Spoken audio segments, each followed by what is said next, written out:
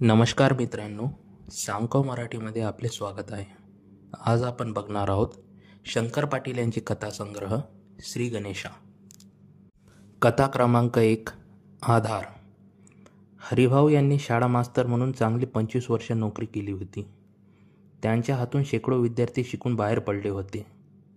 कितीतरी विद्यार्थी आज मोठ्या हुद्द्यावर काम करीत होती, अधिकार गाजवत होती. पण हरिभाऊच्या वाट्याला अजूनही चांगले दिवस आले नव्हते. एकेकाळी 7 रुपयात सुद्धा त्यांनी आपला संसार उत्तम केला होता. पण आता मोठ्या मुलाचं लग्न होऊन घरात सून आली आहे. त्यांच्या 3 मुली वयात आल्या आहेत आणि मुलींच्या पाठीवरची 2 लहान भावंडं अजून आहेतच की. नाही म्हणायला सध्या एकच आशेचा किरण त्यांना दिसत आहे. ते आपल्या पेन्शनकडे डोळे लावून बसले आहेत. घर बसल्या महिन्याला 35 रुपये त्यांना मिळणार आहेत. शिवाय गेली 8-10 महिन्याची पेन्शन एक रकमेने ते मोजून घेणार आहेत. ती रक्कम आली की ते आपल्या मोठ्या मुलीचं लग्न उरकणार आहेत. सुनेला एक बऱ्यापैकी पातळ आणणार आहेत. पोराबाळांच्या अंगावर धडूतं घेणार आहेत. झिजत चाललेल्या आपल्या पत्नीला औषध पाणी द्यायचा त्यांचा विचार आहे. आणि लहान 2 पोरांची थकलेली फी भागवून त्यांना परत ते शाळेत घालणार आहेत. हे सारे विचार त्यांच्या मनात रोज येतात. आपल्या 25 वर्षाच्या नोकरीचं फळांचा आधार त्यांना मिळणार का नाही, यावर कथेचा शेवट आहे. कथा क्रमांक 2. किटाळ. गंगी पर्टीन म्हणजे गावाचा हमखास रंगणारा विषय. बोलायला विषय नसला की खुशाल या पर्टिनीचं नाव काढावं की मग 10 जणांची 10 तोंडं बोलू लागतात आणि त्यावर ह्या गावाचा विश्वासही झटकन बसतो. अलीकडं गंगीबद्दलची एक नवी कडी गावात पिकू लागली आहे. पाणी आणताना तोंडाला पदर लावून बाया बापड्या कुचकुचू लागल्या आहेत. गंगीचं हे नवं इंगित ऐकताना म्हातारे कोतारे ठसकू लागले आहेत. चावडीत पाटील, तलाठी संध्यांना हीच गोष्ट खोदून खोदून विचारत आहे. ह्याच गोष्टीत तल्लीन झाडमुडं वाण्याचा तेलामिठाचा हिशोब चुकू लागला आहे. शिंप्याची सुई बोटात मोडू लागली आहे आणि नाव्याचा वस्तारा बराच धारदार झाला आहे. गंगीनं रावताच्या धुडाला आपल्या नादी लावून असून धुडा तिच्या मुठीत गावला आहे. ही गोष्ट गेल्या 15-20 दिवसापासून घुमत आहे. रावताचं घराणं कडपासूनच कुस्तीबाजाचं आहे. या धुडाला त्याचं गावात एक प्रतिस्पर्धी निर्माण झाला आहे. पिंगाळ्याच्या मारुतीने येत्या उरुसात खेळायला धुडाचं नाव घेतलंय. धुडा कुस्ती मारणार की नाही, खरंच गंगीचं आणि धुडाचं काही सूत जुळेल का, यावर कथेचा शेवट आहे. कथा क्रमांक 3. जोड. प्रत्येक गावाला वेगवेगळे नाद असतात. तसेच एका गावाला गाडीचा नाद होता. त्या काळी जांभळ्याची गाडी साऱ्या मुलखात प्रसिद्ध होती. जांभळ्याची गाडी शर्यतीला गेली की त्याच्या गाडीभोवती माणसाचा गराडा पडायचा आणि साऱ्यांचे डोळे पाखऱ्या बैलाकडे लागायचे. बैलाची गोष्ट चालल्या की पाखऱ्याच्या नावानं रंग भरायचा. तोंड रंगायला जसा काच चुना लागतो तसं या गोष्टींना पाखऱ्या लागतो. त्यांची करामती सांगताना जुनी माणसं म्हणत, पाखऱ्या तो पाखऱ्याच, तसा बैल नाही नजर पडत आता. ऐन तरणात असताना पाखऱ्या भारी देखणा दिसायचा.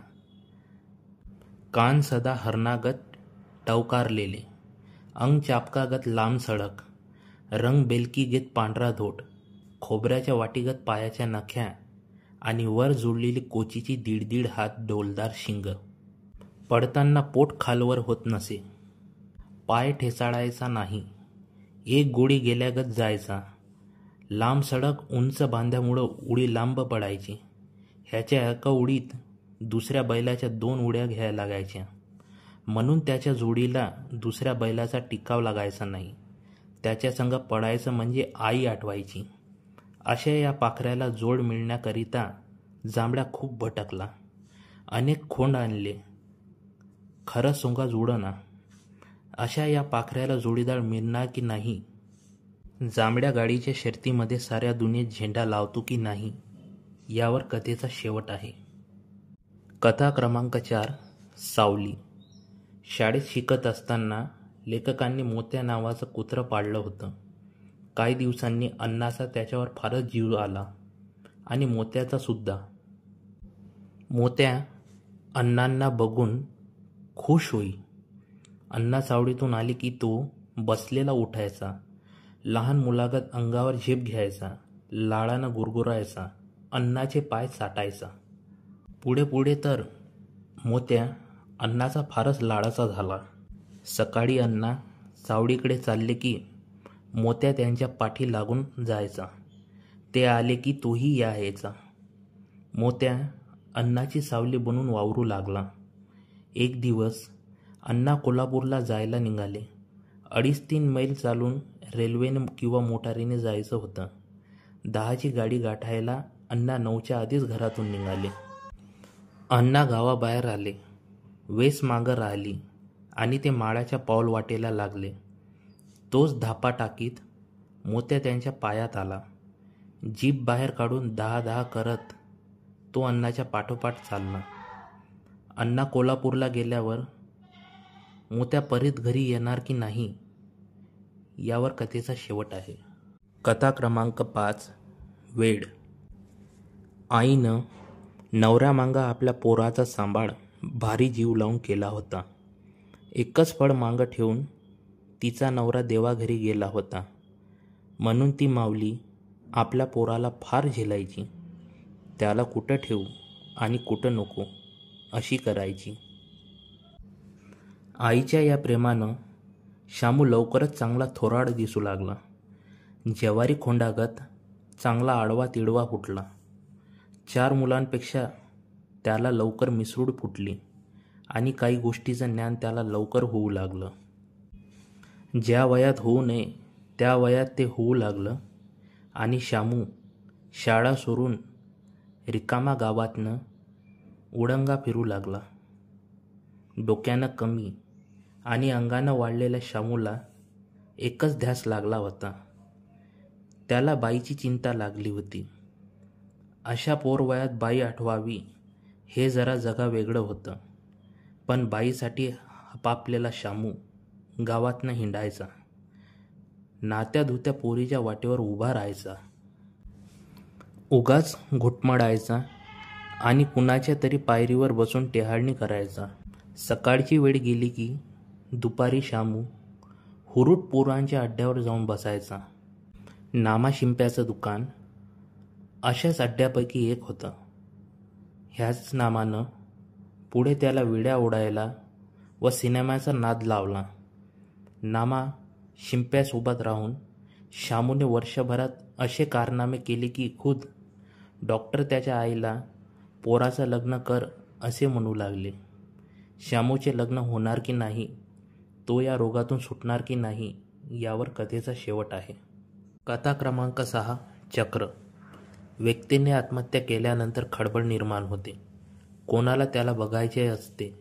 काय, कोण, कुठला, का असे प्रश्न अनेकांना विचारायचे असते. यामध्ये तर्क व अनुमान ठेवणारे पण असतात. त्यापैकी काही लोक याला भुकबळी ठरवितात.